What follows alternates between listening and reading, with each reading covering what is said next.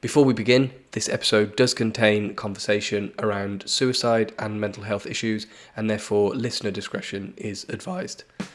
And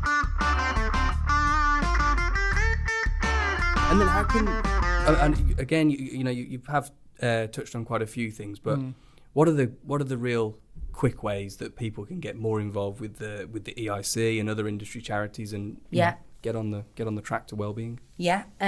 So I guess I should talk a little bit about how do you actually contact the charity and how does it work, right? Yep. So we have a helpline, phone number and email address. That's open Monday to Friday, 9 to 5. Obviously you can send an email at any time, right?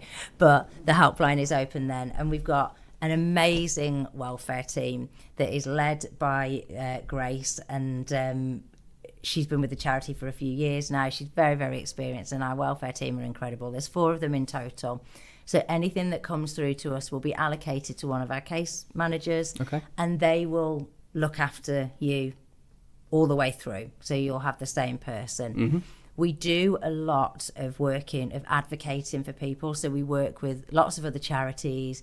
We work with lots of other kind of associations and partners and things like that. So it's almost like you can see us as your first port of call. Even if you're not sure if we can help, right?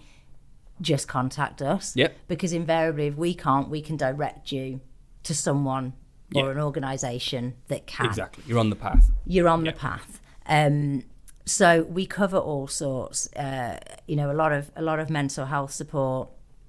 The majority of our cases encompass some form of mental health support.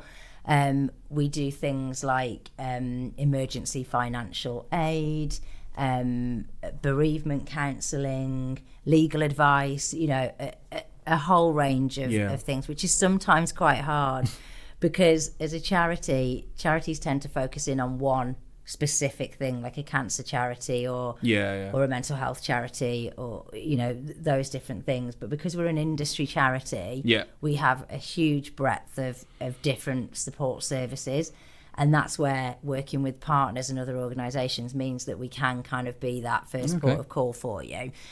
And then in terms of other ways, I've mentioned it that we rely on fundraising. In fact, so in our last financial year, we gave back 1.39 million to the industry, which we're super proud of, and we want to be able to keep doing that. And there's so many ways that people can get involved. So we have regional committees that help us put our events on up and down the country, who are made up of an amazing group of volunteers from the industry, all across the industry. So you can get involved with the regional committees. We put events on, so we have national events and we have regional events up and down the country. They can be golf days. Our industry loves the golf day. They can be golf days. We do balls, we do lunches, we do dinners. We're trying some new things this year as well, like the Yorkshire Three Peaks Challenge, for example.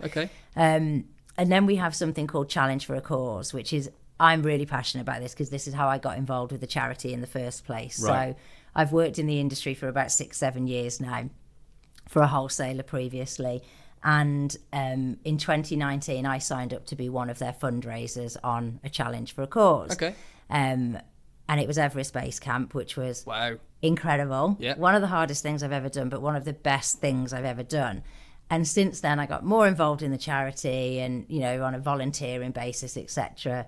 And then the job came up and here I am 2 years later at the charity. But for me, those challenges are, yes, they raise a huge amount of money for us, which is phenomenal, but they're also so life enhancing for the people that do them. I can honestly say that doing that challenge changed my life and changed the direction of what I wanted for the better. So they're massively beneficial for the participants that do them. So we always have places in the London Marathon, for example. We've just had 6 runners who all completed it and did amazing. Excellent. We have got a London to Brighton bike ride this year, and we've got Kilimanjaro. And so we have 3 a year, basically. And they're also great for like team building, if you wanted to put a team in. So we have things like that as well. Of course, you can just do fundraising for us and we can support you with all of that. We've got lots of different material and toolkits that people can use, corporate donations, educational partnerships. I could go on and on and on. But, you know, we do rely on fundraising. We have, I would say the majority comes from our events that we do. So please support them, attend them, sponsor them. But also we have something called the Power Lottery, which is exactly what you think, right? It's £1 each month minimum. And you could £12 for the whole year, and it's 30 cash prizes every month. Right, okay. And a nice grand prize of £10,000 once a year. Not too shabby at all. Yeah, and two £5,000 ones. So yeah, there's lots people can do. I would just ask everyone to look at our website, make yourself aware, advocate for us, and spread the word. Fab. Well, we'll of course put links and stuff amazing. in the show notes, not a problem. And I know that that's like a natural point for us to start wrapping up, but I did want to ask one more question. Yeah. I wanted to come back to the Apprentices piece. Yes. You have to forgive me. You said you're getting a lot of calls from apprentices. Yeah. I'm curious to understand why that is. What is it about apprentices? So, and I'm glad you brought this up, because actually we've done something in response to this, which I wanted to talk about. Okay. So, I think, as I mentioned earlier, because financially it's very tough for apprentices in our industry. So I think that's having a huge impact on them in terms of the cost of living. Okay. And that's why we're starting to see more and more come through. I think, you know, we have people that have come through that are, you know, maybe the main carer in the household. Right. Really tough for them. Yeah, really tough. This like potentially 16-year-old person carrying that on their shoulders and trying to navigate their way through their apprenticeship to give them a future. Yeah. And I think, you know, traditionally apprentices kind of were the butt of all jokes, right? On site and things like that. And whilst of course there's always banter, etc., like some of it's not okay. Yeah.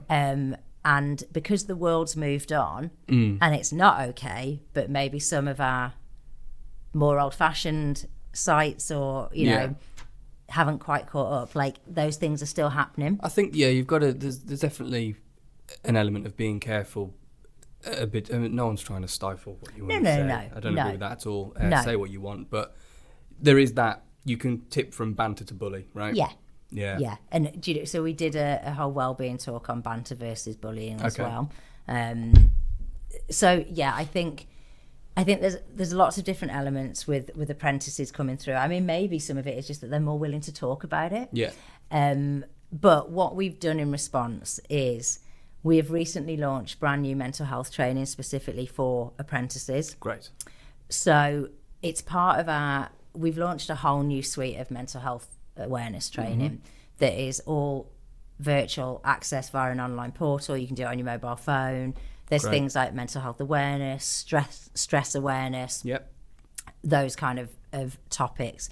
And then there's also this specific mental health awareness training for apprentices that is free to any apprentice in our industry. Brilliant. So we're really trying to push that, and it's made up of like 15 bite-sized modules. It covers banter versus bullying, things like homelessness, relationship issues. It does, there is one around suicide, caring, being the main carer, so many different issues and topics. And they can do it on their mobile phones. They're all based on real life case studies that we've seen. And you kind of get to hear the story of the case, and then, knowledge checks and things like that. So help us spread that far and wide, that any apprentice in our industry, please sign up and do this training. Excellent. Because it will really help. Okay. And what would be your, this is sorry, I'm checking this question in before we move on to the wrap-ups, but if you were to give one piece of advice to anybody who's suffering with mental health issues, what would it be? You've thrown that one in. I know. Apologies. Sorry. No, it's fine. I'm thinking, is it Kate or is it the charity? But I guess it's one and the same, right? So my one piece of advice would be, you're not on your own. There is always someone that can help. Yeah. And that might be the charity, it might not, right? But I guess just please don't sit there and suffer in silence and think that there's no one out there to help. Like there is. Yeah. There is. Okay. Great. I mean, I'm not obviously not as well versed as you, but I'm a human being. Yes. So what's yours? Purely from my perspective, it's read. I think. I mean, I work in marketing. You know, social media is a big part of what we do. Yeah. And it's so hard nowadays for young people with social media. Exactly. It's they're designed to addict you. You can go down a rabbit hole of fabrications and think that your life is meaningless and you're never going to achieve what these people are, or whatever you're watching these people are doing. And invariably it's not true. Yeah. So I would always say put the phone down, read, listen to a podcast, whatever. Digital detox. Yeah, massively. Yeah, absolutely. Yeah, and you know, I guess from a personal point of view, I'm a huge believer in physical activity. Oh yeah, get the endorphins going. 100%, and that doesn't have to be like killing yourself in the gym every night. It could just be going for a walk round the block, or Agreed. Get out in nature and just breathe. Yeah, absolutely. Okay.